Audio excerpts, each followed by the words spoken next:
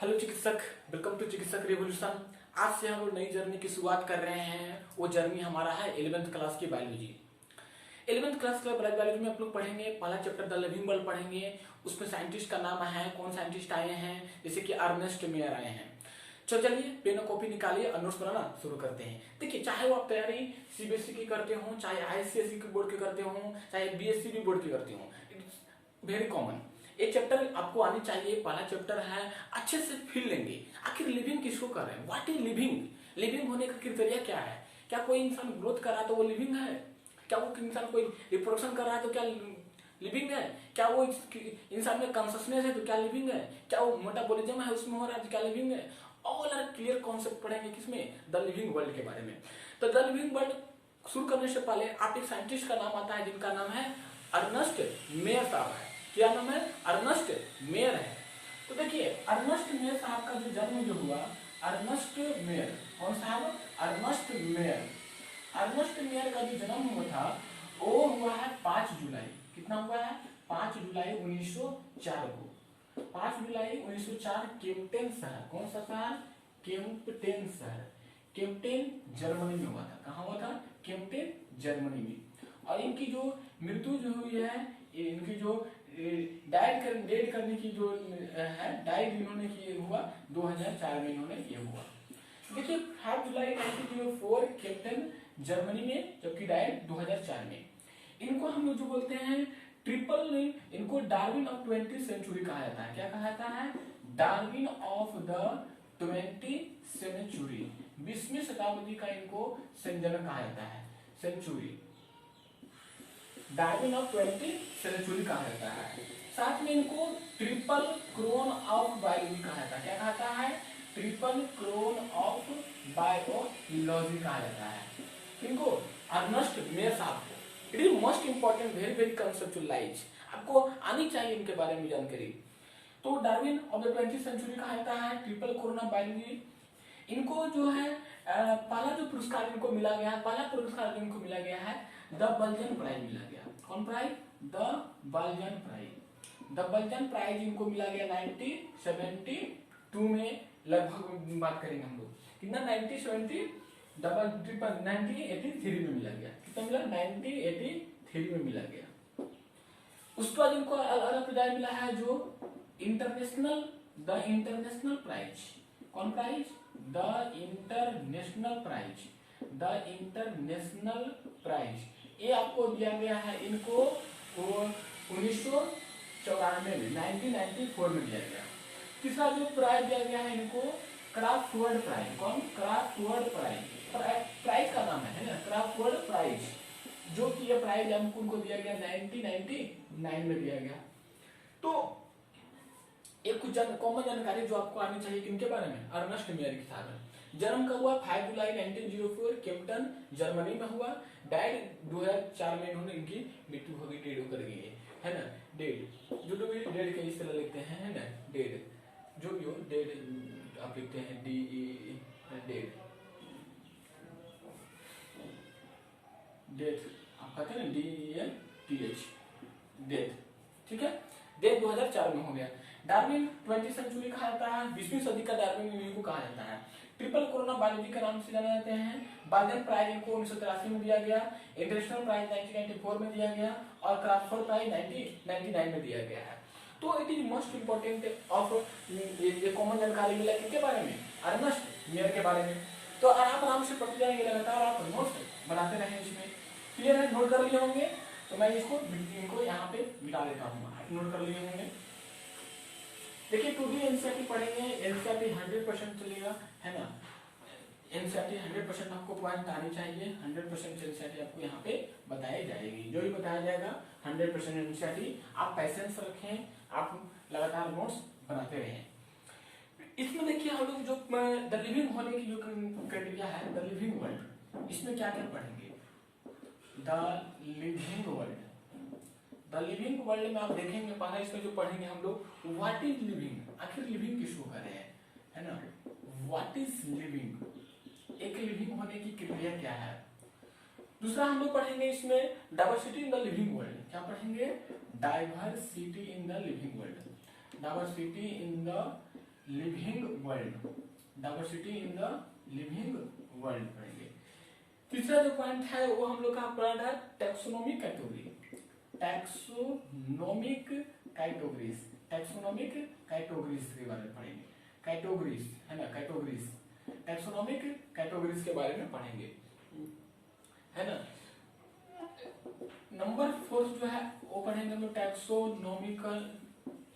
Taxonomical aids के बारे में पढ़ेंगे। ये दूसरा है ना, बीमारी वाला नहीं है, ये तैयार करने वाला है।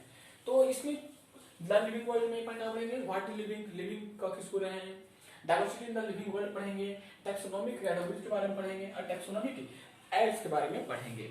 कुछ जानकारी आपको यहाँ रखना है। तो पहला है आपको समझना है ग्रोथ, पहला जो आता है ये growth, what is growth, growth किसको कह रहे हैं। ग्रोथ करने से पहले आपके दिमाग में एक ही चीज चल रहा होगा, क्या चल रहा होगा कि अच्छा जो क्या हो वृद्धि करता हो, जो क्या हो वृद्धि करता हो।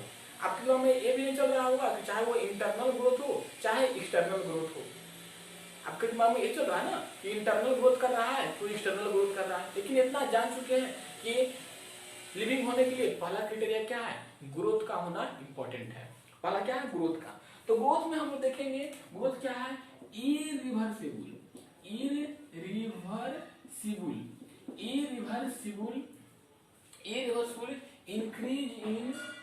increase in biomass and number, increase in biomass and number। देखिए यहाँ पे इरिवर्सिबल का मतलब क्या हुआ, ऐसा नहीं कि अगर कोई एक इंसान है आज 10 kg का है तो कल पता चला कि वो इंसान 6 kg का हुआ, 5 kg का है, ये क्या है इरिवर्सिबल, ऐसा नहीं होना चाहिए। तो इरिवर्सिबल का मतलब क्या हुआ कि वो फिर से उस वेट को गेन ना कर पाए।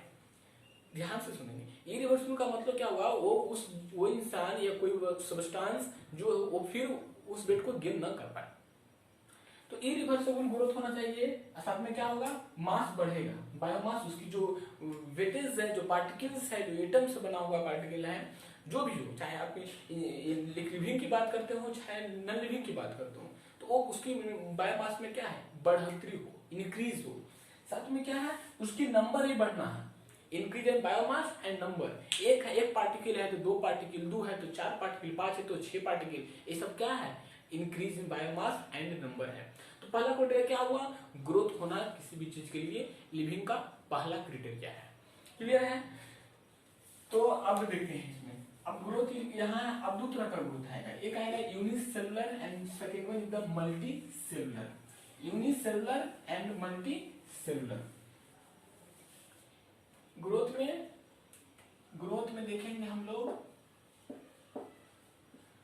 ग्रोथ में देखेंगे 2 तरह का, एक देखेंगे यूनिसेलुलर एंड दूसरा multi cellular, unicellular and second one is the multi cellular. देखिए यूनिसेलुलर का मतलब क्या हुआ, इंक्रीज नंबर ऑफ सेल, क्या, increase in number of cell, increase in number of cell, as in किसमें, as in बैक्टीरिया, किसमें, bacteria में। अब बैक्टीरिया के स्टडी को बैक्टीरियोलॉजी बोलते हैं, आपको अच्छी तरह से पता है ना। दूसरा मल्टी सेलुलर, तो मल्टी सेलुलर में क्या देखेंगे हम लोग, इंक्रीज इन बायोमास, क्या, increase in biomass, increase in biomass, increase in biomass है ना, एज इन प्लांट्स, पैसेंस रखे, as in plants and animals, दोनों प्लांट्स एंड एनिमल्स, ये सब क्या है, मल्टी सेलुलर। तो इसमें 2 चीज होना है, एक यूनिसेलुलर दूसरा मल्टी सेलुलर। यूनिसेलुलर का मतलब वैसा ऑर्गेनिज्म जो क्या हो, सिंगल सेल से बना हुआ हो, सिंगल सेल से बना हुआ, जैसे कि increase in number of cell as in bacteria. जैसे बैक्टीरिया वगैरह में आप देखेंगे इनका नंबर क्या है, यूनिसेलुलर में बढ़ेगा, इंक्रीज होगा। मल्टी सेलुलर में increase in biomass as in plants and biomass, जब प्लांट्स के अंदर एनिमल्स के अंदर जब क्या हो, बायोमास का इंक्रीज हो, तो वहां क्या कहेंगे, मल्टी सेलुलर होगा। जबकि बैक्टीरिया के अंदर एक बैक्टीरिया से 2 बैक्टीरिया, 2 बैक्टीरिया से 3 बैक्टीरिया यूनिसेलुलर में हो रहा है, तो वहां क्या बोलेंगे, यूनिसेलुलर का क्या हो रहा है, वहां पे ग्रोथ हो रहा है, क्या हो रहा है, वहां पे ग्रोथ हो रहा है। ठीक है। अब यहाँ पे एनिमल्स में भी दो तरह का आएगा। अब यहाँ पे ग्रोथ में भी देखेंगे, एक करता है लिमिटेड ग्रोथ और दूसरा क्या करता है अनलिमिटेड ग्रोथ। ग्रोथ में भी दो तरह का है, एक लिमिटेड ग्रोथ दूसरा अनलिमिटेड ग्रोथ। ग्रोथ में भी देखेंगे हम लोग दो तरह का, एक लिमिटेड ग्रोथ और दूसरा अनलिमिटेड ग्रोथ, है ना। एनिमल्स लिमिटेड अप टू, है ना, animals limited up to animals limited up to certain age, up to certain age। Example किसे हो गया, ह्यूमन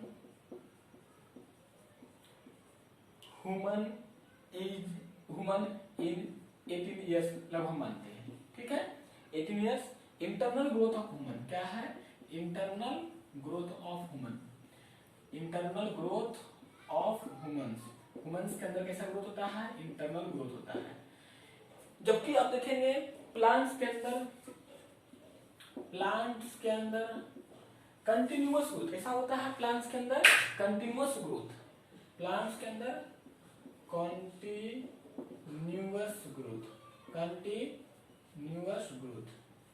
प्लांट्स के अंदर कंटिन्यूअस ग्रोथ, है ना, थ्रू आउट द कब तक, throughout the whole life, कब तक, पूरे लाइफ तक बढ़ते रहता है, होल लाइफ, है ना। इट मीन्स लाइफ एंड कर सकते external growth and external growth of plant दिख जाता है कि नहीं, external growth of plant, external growth of plants. ध्यान दीजिए यहाँ पे क्या कर रहा है, ग्रोथ में दो तरह का हुआ, एक animals limited up to certain age, जैसे कि ह्यूमंस जनरली मानते हैं कि 18 ईयर्स तक इंसान क्या है लगातार ग्रोथ करता है, और इंसान के अंदर इंटरनल ग्रोथ होता है। ऐसा नहीं है कि इंसान 25 साल का हो गया तो 12 फीट, 30 साल का हो गया तो 18 फीट, ऐसा नहीं, ये क्या है इंटरनल ग्रोथ। हाँ बात अलग है, आपकी वेट बढ़ रही है, आपकी डायमीटर चौड़ा हो रहा है वो बोले, लेकिन ऐसा नहीं कि लगातार एपिकल पोर्शन पर क्या हो रहा है इंक्रीज हो रहा है ग्रोथ, नहीं। जबकि आप प्लांट्स वगैरह में देखें तो कंटिन्यूअस ग्रोथ होता है throughout the whole life and external growth of plant. Plants में आपको ग्रोथ होता है तो आपको दिख जाता है, आप देखेंगे जितना पुराना ओल्ड प्लांट होगा, ट्री होगा, काफी विशाल, आप देखते हैं शायद पहचान देख लेते हैं क्या ये तो यार 50 साल का क्या है प्लांट है, 30 साल का प्लांट है, 40 साल का प्लांट है, ऐसा आप एक ही अज्यूम कर लेते हैं आप। तो क्लियर है, तो ग्रोथ का मतलब यहाँ हो गया animals limited up to certain age, जैसे ह्यूमन 18 ईयर्स, जबकि प्लांट्स में continuous growth throughout the whole life and external growth of plant. बात समझ में आ रही है यहाँ तक, तो नोट कर लिए होंगे यहाँ पे। अब इसमें ग्रोथ में अब एक चीज और पढ़ते हैं हम लोग, ग्रोथ में एक चीज और हम लोग क्या देखेंगे वो बड़ा इंपॉर्टेंट रहेगा। इंपॉर्टेंट ये रहेगा नॉन लिविंग एंड लिविंग, एक क्या रहेगा नॉन लिविंग, दूसरा क्या रहेगा लिविंग, है ना। क्योंकि लिविंग भी ग्रोथ करता है, नहीं करता है, करता है। नॉन लिविंग क्या है, external growth, external growth, external growth कैसे, due to accumulation of, due to accumulation of, due to accumulation of, external growth due to accumulation of, क्या एक्युमुलेशन का मतलब क्या, कलेक्शन हो गया, है ना। एक्युमुलेशन का मतलब क्या हो, कलेक्शन हो गया of materials, of materials on कहाँ पे, सरफेस पे, मटेरियल्स ऑन सरफेस पे हो जाएगा, है ना। जैसे एग्जांपल के लिए growth of mountain, growth of mountain, mountain का ग्रोथ होना, ग्रोथ ऑफ माउंटेन एंड क्या, एंड सैंड माउंट्स, बालू वगैरह का जमा हो जाना, वो क्या है जी, कैसा ग्रोथ है, नॉन लिविंग ग्रोथ हुआ। जबकि लिविंग में इंटरनल, लिविंग में इंटरनल, इंटरनल देखेंगे क्या, due to metabolic, internal due to metabolic activity, due to metabolic activity. तो it is very important and everything asking for NEET examination and board examination. तो growth में क्या देखें, non living, living. Non living में क्या है, external growth होता है, नॉन लिविंग में एक्सटर्नल ग्रोथ होता है। जैसे कि आप देखेंगे कि एक्युमुलेशन और collection of materials on surface, इसे सब ध्यान से समझिए, लिसन केयरफुली। आप कहीं विंडो, आप कहीं रेगिस्तान के किनारे आप जा रहे हैं, पता चला कि बहुत तेजी से क्या है, हवा का झोंका है, अब आपके सामने क्या बड़ा सा एक एक्यूमुलेशन मटेरियल का क्या हो गया, बहुत बड़ा पहाड़ जैसा इकट्ठा हो गया। तो वहां पे आप क्या कहेंगे, वहां पे आप ये बात कहेंगे ना कि देखो इसका यहाँ पे क्या हुआ, ग्रोथ हो गया है, इसकी साइज क्या होगी, बढ़ गई है वहां पे। तो वहां पे ये नॉन लिविंग का ग्रोथ हुआ ना, कैसा ग्रोथ है, इंटरनल या एक्सटर्नल, ये एक्सटर्नल ग्रोथ हुआ, कैसा हुआ, एक्सटर्नल ग्रोथ हुआ। तो वही यहाँ पे बताया जा रहा है कि external growth due to accumulation of materials on surface, वहां क्या हो गया, बहुत सारा पार्टिकल्स का, एटम्स का क्या हो गया, एक्यूमुलेशन हो गया, इकट्ठा हो गया, कलेक्शन हो गया। जैसे मैं बता दिया, ग्रोथ ऑफ माउंटेन का बढ़ जाना एंड सैंड माउंट्स, अटेंडम क्या होना, बालू वगैरह का एक बड़ा सा पहाड़ सा खड़ा हो जाना, ग्रोथ कर जाना, ये क्या हुआ, नॉन लिविंग ग्रोथ हुआ। तो आज के बाद में देखिए, तो ग्रोथ क्या हो गया जी, ग्रोथ तो यार नहीं होगा, ग्रोथ लिविंग में भी हो रहा था और नॉन लिविंग में भी हो रहा था। आगे देखिए लिविंग में कहता है internal due to metabolic activity, इंसान के अंदर क्या होता है, सारे सारे केमिकल रिएक्शन का, सोडियम का, पोटेशियम का, आयन का, केटायन का क्या होता है, अंदर मेटाबॉलिक रिएक्शन होता है। तो यहाँ पे क्या करते हैं कि लिविंग के अंदर भी ग्रोथ होता है। तो लिविंग डिफाइन हुआ, ग्रोथ क्या आप कह सकते हैं कि ग्रोथ क्या डिफाइन फीचर हुआ लिविंग के लिए, नहीं हुआ। क्यों नहीं हुआ, क्योंकि ये ग्रोथ तो लिविंग में भी हो रहा है और नॉन लिविंग में भी हो रहा है, तो कहां से डिफाइन होगा। तो जो खुद सेटिस्फाई नहीं कर पा रहा है कि लिविंग और नॉन लिविंग, तो वो कैसे हो सकता है। तो आपको समझ में बातें आ रही होगी यहाँ पे, यानी कि ग्रोथ क्या है, पूर्ण रूप से हमारा ये डिफाइन नहीं कर पा रहा है कि ये लिविंग होने की क्राइटेरिया को क्या नहीं कर पा रहा है। लिविंग हमारा एक ग्रोथ जो है, एक लिविंग होने की क्राइटेरिया को नहीं डिफाइन कर पा रहा है। आप नहीं कर पा रहे हैं कि ग्रोथ क्या है, ओनली फॉर लिविंग होता है। अरे नॉन लिविंग के अंदर भी हो रहा है, आपने देखा नॉन लिविंग के अंदर क्या हुआ, ग्रोथ हुआ, लिविंग के अंदर भी ग्रोथ हो रहा था। तो ये डिफाइंड फीचर नहीं है ग्रोथ होने का, it is very very important. अब इसके बाद हम लोग बात करते हैं रिप्रोडक्शन के बारे में। रिप्रोडक्शन भी क्या है, इसेंशियल क्राइटेरिया है किसके लिए, लिविंग होने के लिए।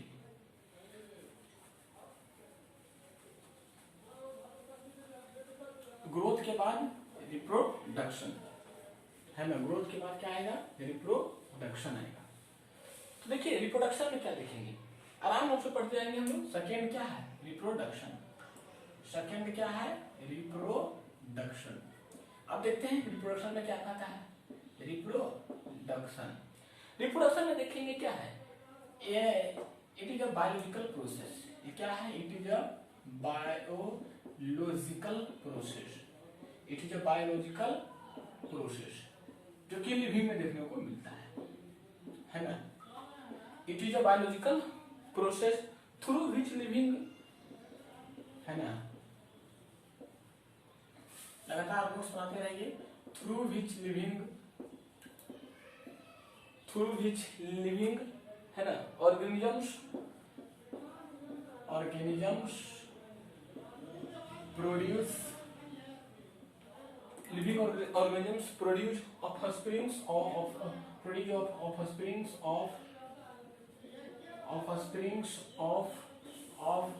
their own kinds,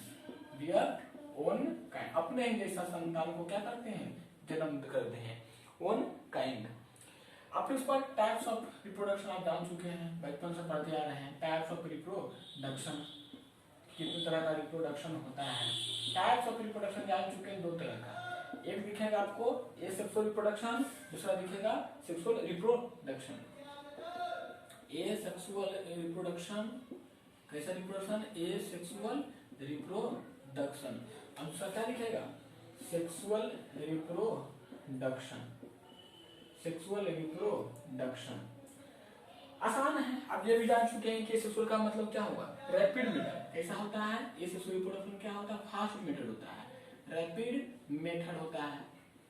क्लियर है। फिर देखेंगे इसमें वेरिएशन नहीं होता है, नो वेरिएशन, इसमें वेरिएशन नहीं होता है। फिर आप इसमें देखेंगे क्या कि नो गैमेट का फॉर्मेशन, इसमें गैमेट का फॉर्मेशन नहीं होता है, नो गैमेट फॉर्मेशन, गैमेट का फॉर्मेशन नहीं होता है ना। रिपोर्टेड इन सिंपल ऑर्गेनिज्म, ये कहाँ सिंपल रिपोर्ट देखने को कहाँ मिलता है, सिंपल ऑर्गेनिज्म में। Reported in simple organism, reported in simple organism में, रिपोर्टेड इन सिंगल ऑर्गेनिज्म में। इन्वॉल्व ऑफ सिंगल पेरेंट के द्वारा ही इसका क्या हो जाएगा, रिप्रोडक्शन हो जाएगा। तो वहां पे ये हुआ क्या, ये सेक्सुअल रिप्रोडक्शन। मैं टोटली एनसीईआरटी पॉइंट बता रहा हूँ, जो भी बता रहा हूँ एनसीईआरटी पॉइंट है, आप ट्रस्ट करें, ट्रस्ट मी एंड लगातार नोट्स बनाते रहे। Have any query frequently ask me on comment box. तो ये सेक्सुअल रिप्रोडक्शन हो गया। अब सेक्सुअल रिप्रोडक्शन में क्या देखेंगे, एक तो पहला क्या होगा जी, कॉम्प्लेक्स मेथड होगा, कॉम्प्लेक्स मेथड होगा, वो होगा कि नहीं होगा। इसमें मोर वेरिएशन का चांस बहुत ज्यादा रहेगा, मोर वेरिएशन होगा कि नहीं होगा।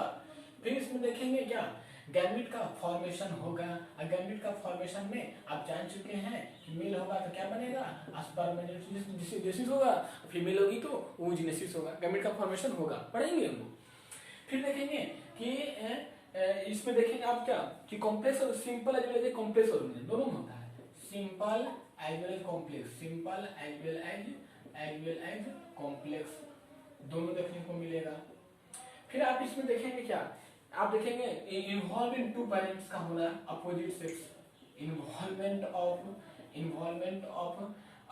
Opposite sex, involvement of opposite sex and double parent है ना, एंड डबल या इसको बोलते हैं टू एंड डबल क्या कर सकते हैं, इसमें कर सकते हैं कि डबल टू पेरेंट्स कर सकते हैं, क्या डबल पेरेंट टू पेरेंट्स। तो नोट कर लिए होंगे, आप समझते हैं रिप्रोडक्शन को। देखिए पहला तो ये क्लियर हो गया कि ग्रोथ क्या है, रिफाइलेशन नहीं था, ये लिविंग होने के क्राइटेरिया को पूरा नहीं कर रहा था। क्यों नहीं कर रहा था, इसलिए नहीं कर रहा था क्योंकि हमने देखा कि यार नॉन लिविंग भी क्या हो रहा है, ग्रोथ कर रहा है, वो तो कहाँ, अगर नॉन लिविंग भी ग्रोथ करता है और लिविंग भी करता है तो कहाँ हुआ, ये नहीं क्राइटेरिया को फुल कर रहा है। आप नहीं कर सकते हैं कि ये 100% ग्रोथ की क्राइटेरिया है। अब आइए रिप्रोडक्शन में आइए, कथा सेकेंड में है क्या रिप्रोडक्शन, कथा it is a biological process है। क्या रिप्रोडक्शन है, बायोलॉजिकल प्रोसेस है जिसमें through which living organism produce offspring of their own kind. Reproduction क्या है, एक बायोलॉजिकल फिनोमेना है, बायोलॉजिकल फिनोमेना है जिसमें क्या होता है, अपने ही ऑफस्प्रिंग जैसे क्या करते हैं, बेबी को प्रोड्यूस करते हैं, अपने जैसे संतान को क्या करते हैं, प्रोड्यूस करते हैं। ये नेचर का क्राइटेरिया है, इसमें कोई आर्टिफिशियल, कोई इंसान का कोई रूल नहीं है।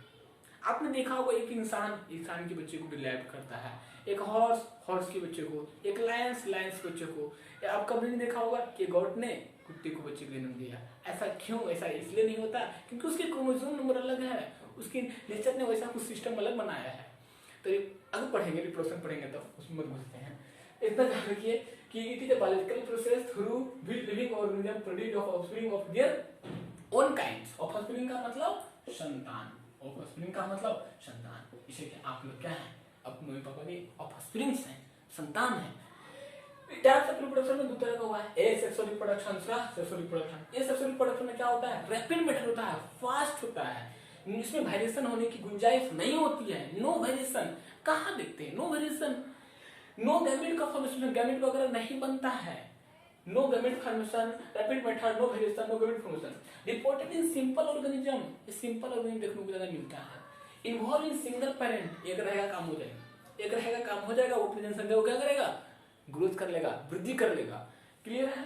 सेक्सुअल रिप्रोडक्शन में क्या देखिए, कॉम्प्लेक्स मेथड है, काफी कॉम्प्लेक्सिटी बढ़ा रहता है, इसमें पढ़ेंगे। मोर वेरिएशन है, आपने देखा होगा कि मदर का कुछ चेहरा, फादर का कोई और चेहरा, जो बेबी आया उसका कुछ अलग है। ये बात अलग है कि थोड़ा बहुत कहते हैं कि इस पे गया है उस पे गया, वो तो बात अलग है, लेकिन जनरली मानते हैं क्या कि ये अलग है ना। मोर वेरिएशन की चांस ज्यादा रहता है, हाइब्रिड अच्छा है ना।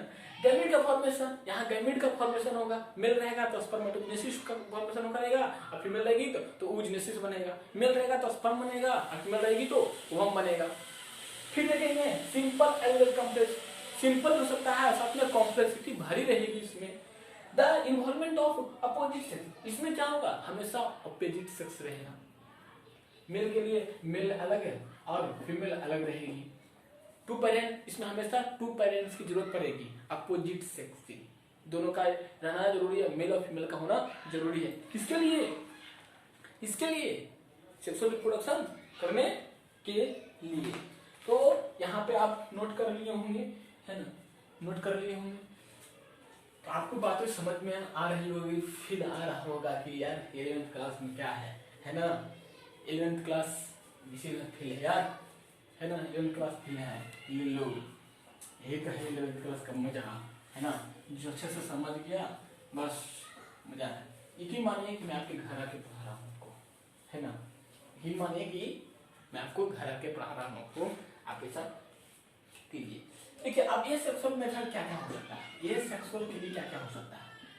ये सेक्सुअल आप देखेंगे क्या क्या, स्पोर का फॉर्मेशन, स्पोर का बनना, स्पोर का फॉर्मेशन होना, होगा कि नहीं होगा, होगा।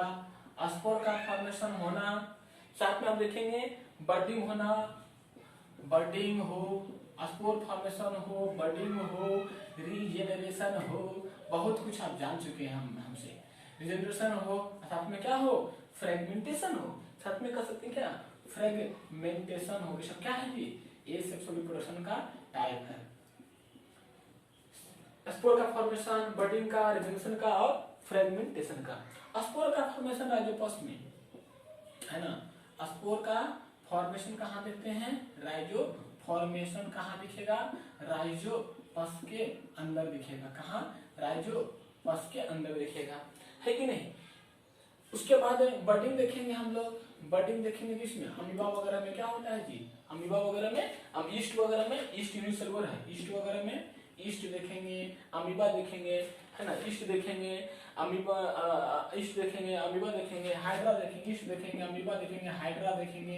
इस सब में क्या होता है, बर्डिंग होता है।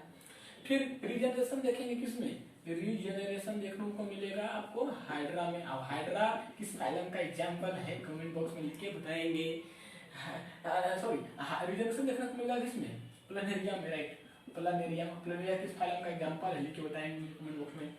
फ्रेगमेंटेशन देखने को मिलता है किसमें, फ्रेगमेंटेशन, फ्रेगमेंटेशन आपको देखने को मिलेगा स्पाइरोगैरा में। इसमें स्पाइरोगैरा में, स्पाइरोगैरा क्या होता है हम लोग पढ़ेंगे। तो बातें आपको समझ में आ रही होगी, फील ले रहे होंगे, है ना, मजा भी आ रही होगी।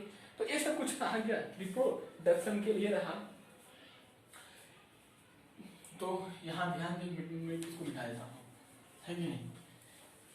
जिंदगी एक सफर है सुहाना, कल क्या होगा एक किसने जाना। ओ जिंदगी एक सफर है सुहाना,